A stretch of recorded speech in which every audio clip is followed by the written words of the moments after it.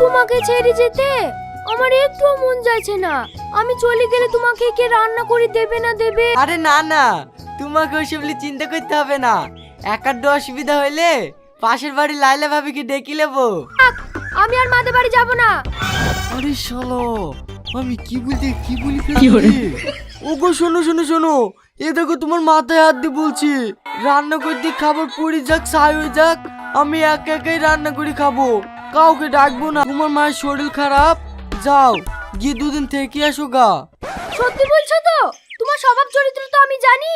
লালা ভাবিকে দেখলেই তো আপনি মজনু হয়ে যাও। ঠিক আছে, আমি জানি এসে আবার না শুনি যে তুমি লাইলা ভাবিকে ডেকেছো। আরে তুমি এসব কি যে বলো, মুখ ফসকে বেরিয়ে গেছে তাই। আমার ঘরে এত সুন্দর বউ থাকতে আমি ওর দিকে তাকাবো? চলো চলো। এতক্ষণ লাগে আসতে না, ভাই টায়ার পাংচার হয়ে গেছিল। তোদের টায়ার পাংচার হওয়ার আর সময় পাই না। তুমি কেন কষ্ট করছো?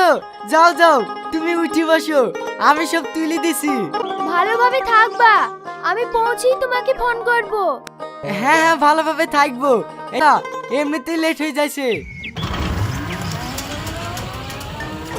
ইয়াহু!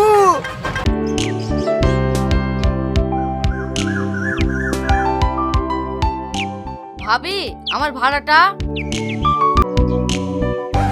আরে যা, আমি তো পার্স বাড়িতে রেখে চলে এসেছি। ভাই, টুকটুকি ঘোরান, আবার বাড়িতে যেতে হবে।